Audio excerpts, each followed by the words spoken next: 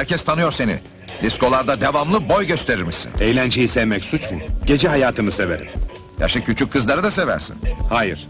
Kanunları sizin kadar bilirim. Bu gece hiçbir suç işlemedim ben. Soğuk bir gazoz ister misin yavrum repliğiyle sinema dünyasında hafızalara kazınan, kadınların gazozuna ilaç katıp bir örümcek gibi ağına düşüren, izleyiciyi en hassas noktasından vuran, aile kavramını yıkıp nefret simgesine dönüşen bir oyuncunun hikayesidir bu. Yıllar içinde Nuri Alço ve gazoz bir neslin kabusu, bir neslinde espri kaynağı olur. Yıllar geçse de güncelliğinden bir şey kaybetmeyen, aksine bir efsaneye dönüşen kötü bir adamın hikayesidir. İsmi unutulan Yeşilçam oyuncularına inat, yıllar içinde fanatikleri çığ gibi büyür. Gençler onun ismini duvarlara kazır. Replikleri slogan haline gelir. Canlandırdığı karakterlere karşın bugüne dek hayatta hiçbir kadına sesimi bile yükseltmemişimdir diyen kalbi yumuşak bir adamdır o. Filmlerde hep zengin adam rollerinde oynasa da gerçek aslında çok acıdır. Sinema sektörümüz bize sahip çıkmadı. Vefa sıfır. Allah'ın yardımıyla yaşıyoruz. Çok şükür gururumuzu koruyoruz o kadar der. Sinemadan kazandığımız tek bir kuruş yok. Filmlerde sürekli zengin adamı oynuyordum.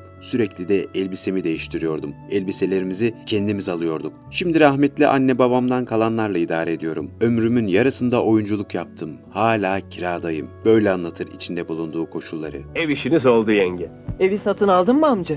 Almaz mıyım? Kaçırır mıyım öyle kelepir evi? Milyonlara eline sayınca adam yelkenleri indirdi. Artık sizin de bir eviniz var. Birçok Yeşilçam oyuncusunun zor durumda olduğunu bağırırcasına dile getirir. Yeni dönemde Yeşilçam oyuncularına teklif gelmiyor. O kadar yetenekli insan var ama çoğu aç der. 1989'da iş adamı Adnan Sapmaz'a çek karşılığında kokain temin ettiği iddiasıyla tutuklanan Alço, o zaman idamla yargılandım diye konuşur. Ama 3 ay cezaevinde yattıktan sonra serbest bırakılır. Kendisinden 33 yaş küçük Burcu Sezginoğlu ile evlenmesi herkese dert olur ama o kime ne der? Yeşilçam filmlerinde kötü karakterleri büyük başarıyla canlandıran usta oyuncu 26 Nisan 1951 yılında Eskişehir'de dünyaya gelmiştir. Gerçek adı Nurettin İbrahimoğlu'dur. Babası Trakyalı, Edirne Keşanlı ama baba tarafı aslen Pomak asıllı Bulgaristan göçmenidir. Dedesi ise meşhur pehlivan Kelal Eço'dur. Dedesi 27 sene üst üste Kırkpınar'ı kazanmış, ayrıca Gaddar Ali lakabıyla da tanınırmış. Anne ve babasının hacı olduğunu, rol aldığı sinema filmlerine babasının kızdığını ve şaşırdığını dile getirmiştir. Adalet İlkokulu, Devrim Ortaokulu ve Atatürk Lisesi'nden mezun olan Nuri Alço, liseler arası birçok spor müsabakasında derece almıştır. Askerliğini ise Acemi Birliği Erzincan Talimgah, Usta Birliğini ise Erzurum Kandilli'de tamamlamıştır. İstanbul Üniversitesi Eczacılık Fakültesinden mezun olmuştur.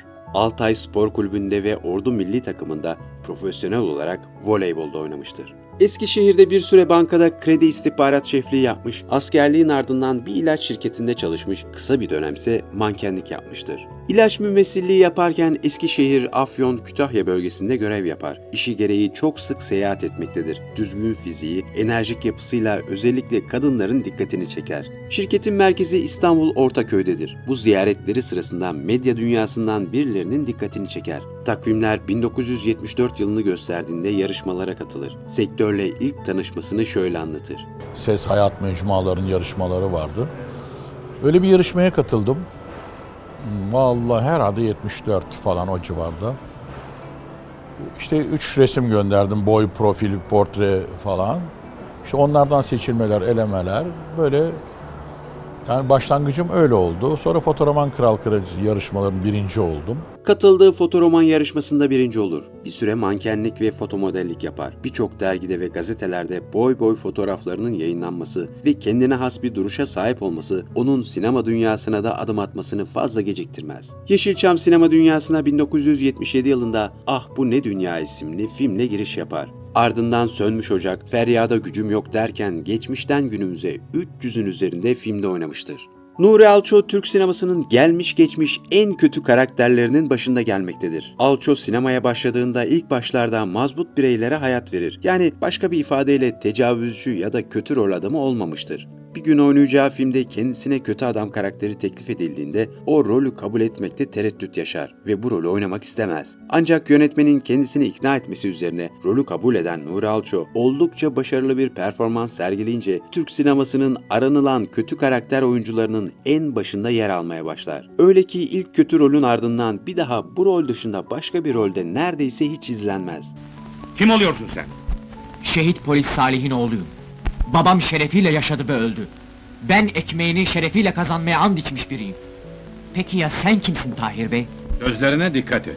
Nuri Alço filmlerinde genellikle zengin bir uyuşturucu satıcısı ya da mafya rollerinde oynamaktadır. Güzel ve şık giyimli, ayrıca yakışıklı olması sebebiyle köylerinden şehirlere yeni gelen genç kızları tuzağına düşüren ve bu sayede onlar üzerinden para kazanan adam olarak da çok kez karşımıza çıkmıştır. Sinemada canlandırdığı karakterlere nazaran gerçek hayatta oldukça sevecen ve hoş sohbet bir kişiliğe de sahip olması onun şöhretine daha da şöhret katmıştır. Birçok filmde diğer bir kötü rol karakteri olan tecavüzcü Coşkun olarak tanıdığımız Coşkun Güven'le birlikte rol alır. Bu filmlerde Coşkun genel olarak ekibin ara elemanı olarak görev yapar ve bu sayede Nuri Alço kızları daha kolay tuzağına düşürür. İlk başrolünü Türker İnanoğlu'ndan alan Alço, "Senin nasıl bir oyuncu olduğunu biliyorum, onun için senaryoya gerek yok" dedi. "Peki çizgim nedir?" Tarık Akan başrol olan bir insan, "Ben nasıl oluyorum?" diye sordum. Filmin başından sonuna kadar Tarık Akan 4 gün çalıştı. Polisi, emniyet müdürünü oynuyordu. Biz 22 iş gününde filmi bitirdik. Türkiye'nin hasılat rekoru kıran filmlerinden biri, Kayıp Kızlar. Arkasından Hülya Avşar'la Tele Kızları çektik. Bu şekilde devam etti kariyerim ifadelerini kullanır. Dedi Tarık Akan Ahu Tuğba dedi, sen dedi oynayacaksın. Şimdi Tarık Akan'ın olduğu yerde ben başrol nasıl olabilirim onu düşünüyorum şimdi. Kafamda şaşırdım böyle. Peki dedim, tamam dedim, senaryoyu istedim. Gene güldü böyle baktı. Sana dedi senaryo vermeyeceğim, senaryoya gerek yok dedi. Kötü adam karakterleri için tereddütleri olan Alço, Türker İnanoğlu'nun kendisini ikna ettiğini söyler. "Türker abi kötü adam oynayacaksın" dediğinde tereddüt ettim. Çok büyük bir olay. O karakter çok kötüydü. Ben de gayet çizgisi düzgün bir insanım. Nasıl oynarım diye düşündüm. Ailem de bu konularda tutucuydu. Çok düşündüm. Türker abiye de hayır demek mümkün değil. Seni bir iyi rolde, bir kötü rolde oynatacağım. Onu ayarlayacağım. Bundan sonra da alev alevi çekeceğim dedi. Ben de kabul ettim. Bırak ulan boğazları. İçinizde var ki bu yola düştünüz. Sana tezgah kurduk, fena mı ettik? Sana bozuluyorum, dikkat et. Ben de senden tiksiniyorum. Bırak kolumu be! Nuri Alço, Katiller de Ağlar, Tele Kızlar, Ah Bu Ne Dünya, Feryada Gücüm Yok, Günaha Girme, Akasya Durağı ve Verilini İstanbul gibi dizilerde yer almıştır. Oğlumun kalbine saplanan hançer gibim. Yalvarırım o konuyu unut Fatma. Bir an bile unutmadım.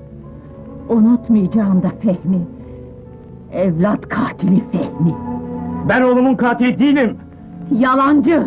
Geçmişten günümüze Türkan Şoray, Hülya Avşar, Ahu Tuğba, Serpil Çakmaklı, Fatma Girekli ve Gülşen Bubikoğlu gibi birçok güzel oyuncuyla birlikte rol almıştır. Şimdilerde ise eski günlerini, oyunculuk yaptığı dönemleri özlemektedir. Alço, "Şimdi eskisi gibi rol gelmiyor. Bu benim tercihim değil ki. Teklif gelmiyor. Sağlığım da, görselliğim de yerinde. Her türlü aktörlük yeteneğine sahibim. Bize her filmde bir sürü rol var ama maalesef genç nesil Yeşilçam sanatçılarına karşı garip bir tepki içinde. Neden cephe almış durumdalar bilemiyorum. Yeşilçamlı sadece ben değil, bütün oyunculara karşı aynı tavırdalar."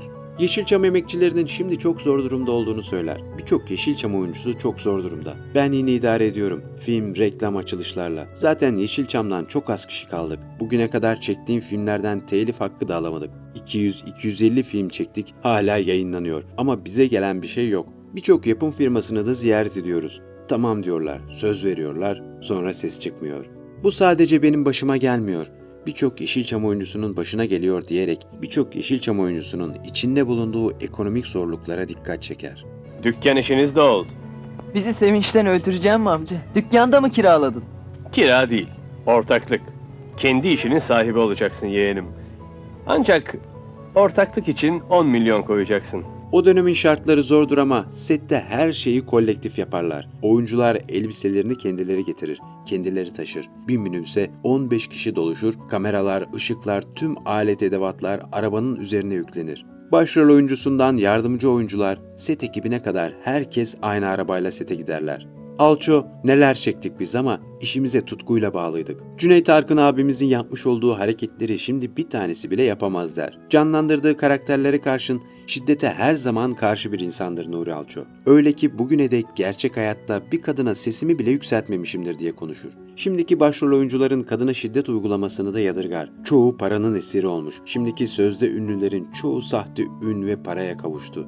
Yeşilçam'da bir dolu jönümüz vardı. Şimdikiler gibi çakma değillerdi. Ne Tarık Akan, Ne Kadir İnanır, ne Cüneyt Arkın, ne Edison. Hiçbir tanesinin böyle haberini duydunuz mu? Hepsi kadına karşı saygılıydı. Ayağa kalkarlardı kadın görünce. Şu an sayemizde ekmek yiyorlar ama bu yeni nesil bizi görünce hoş geldin bile demiyor. Sinemayı var eden bizlere karşı saygıları yok diye konuşur. Şimdiki filmlerin şiddet içerdiğini, kendi dönemlerinde çekilen filmlerin ise topluma mesaj içerdiğini belirtir. Devir kötü. Karına, kızına, oğluna, eşine sahip çık diyorduk. Kaldı ki halk da mesajı alıyordu. Her çektiğimiz filmde halka karşı bir mesaj vardı. Bugünse kaba saba filmler yapıldığını söyler. Bakınız Recep İvedik. Yani bunun neresi komik? İlkokula giden bir çocuk bu filmi izlese tek öğrendiği böğürerek tükürmek olur. Bizim filmler samimi ve gerçekçiydi. Hadi bana bir tane Hulusi Kentmen bulup da gösterin. Ne güzel aile filmleri yapılırdı. İnsanlar bugün hala Kemal Sunal filmlerini izliyor der. Ben birçok filmde oynarken çok zorlandım. Korktum. Kadın satıcısı, uyuşturucu pazarlayıcısı, mafya, tecavüzcü gibi karakterler oynadım.